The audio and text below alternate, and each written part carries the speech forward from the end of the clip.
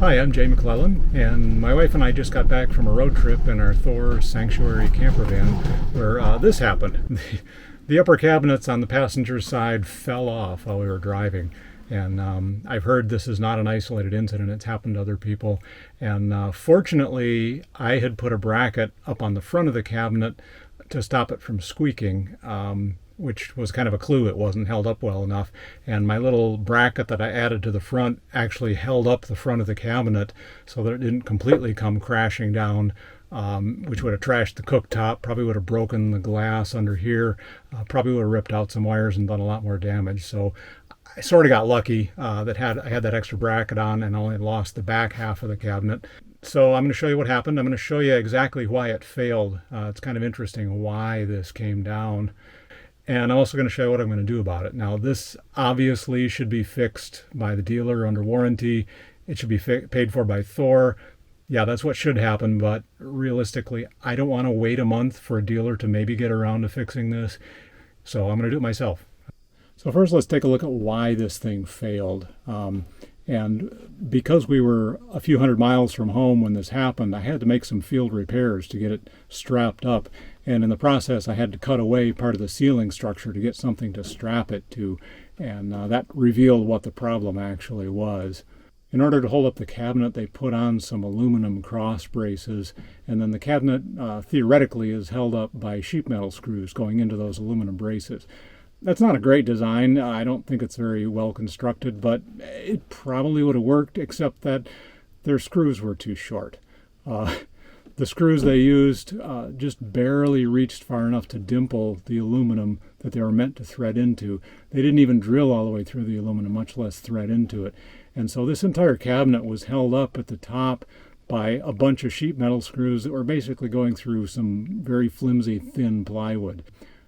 During manufacture, I could see that someone had drilled a whole line of screw holes along the top of the cabinet. Apparently, they drilled a screw in and felt like it wasn't biting into anything. So they moved over a little bit and tried again and tried again and tried again. And they kept moving down the cabinet, trying to find a place where the screw would actually bite into something. It was never going to work because their screws weren't long enough. And it appears that they eventually just gave up, threw some screws in there, and it seemed to hold, and they sent it out the door like that. The cavities in the wall have bats of insulation, and you can see it doesn't really fill the cavities of the wall, but at least there's some insulation in there. In the ceiling, there's reflective insulation, which, again, isn't the greatest, but at least it is insulated to some degree. As long as the cabinet has come down, I'm going to take the opportunity to make an improvement. I like to say that every problem is an opportunity, and in this case it's a chance to improve the layout a little bit before I put it back up. So I'll show you that next. Here's one of the things I hate about this cabinet. They put the control for the heat and hot water way in the back, and so to get to it I got to take stuff out of my cabinet to reach it, and also anything in the cabinet that gets pushed against this knob can alter the settings, or if something presses against it for a few seconds, then the system will just turn off. On the front part of the cabinet is the control panel that runs the lights and a lot of the other systems, but unfortunately it doesn't run the Truma heating and hot water system. I wish it did. But above it is the mount for the JBL flip speaker, which is something that personally I never use. If I do want to use it, I could mount this bracket somewhere else. Next to it is a USB charging outlet. So I'm going to take these off to make room and relocate the heat and hot water panel up here. So I'll go through the next part pretty fast as I relocate this control panel.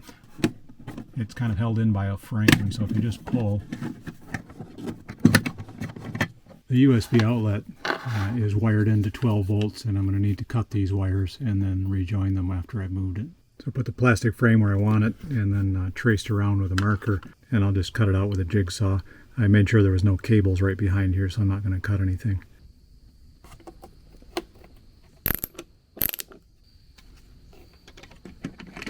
Now I've got the heating controls up front where I can get to them at any time, and I moved the USB outlet inside the cabinet where the controls were. I had to make a little plate to cover the hole to do it, but that way I can charge USB devices inside the cabinet if I want to.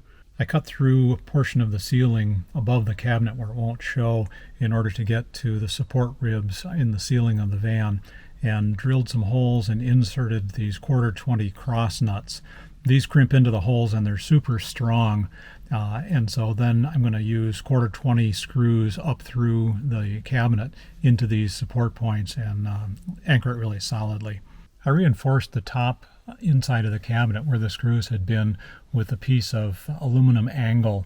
It's 1 inch by 1/8 inch angle. These are the 1/4-20 screws that go into my plus nuts anchored into the ribs of the ceiling. But then I also replaced the 2 short screws that Thor had put in with longer screws that actually thread into the aluminum supports as well. So I have kind of 2 methods of support.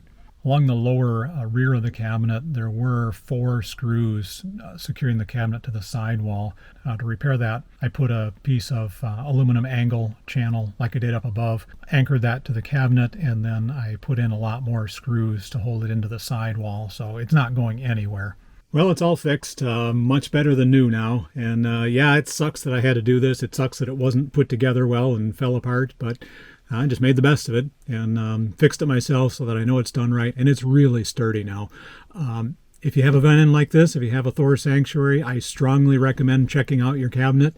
If you push up and down and it moves at all, I would take it straight to the dealer and have that fixed, because it should not move if you push up and down on the cabinet. The smaller cabinet on the driver's side of mine seems pretty solid. I push up and down and it doesn't seem inclined to move at all. And it does have more screws up at the top that actually seems to be threaded into something. So I'm not going to worry about that one unless it shows signs of loosening up. So at this point, my cabinets are good to go, and we're ready for another adventure in our van. Thanks for watching.